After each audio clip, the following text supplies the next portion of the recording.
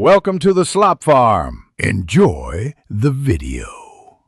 You start by prepping the surface and setting the edge that will guide you.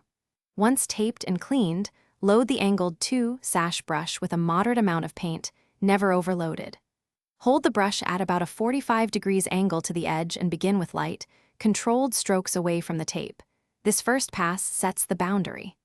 Make sure to keep a wet edge by working a few feet at a time and pause only to reload the brush properly. Once the initial boundary is laid, continue cutting in by using short, steady strokes that overlap slightly. This creates a consistent film of paint.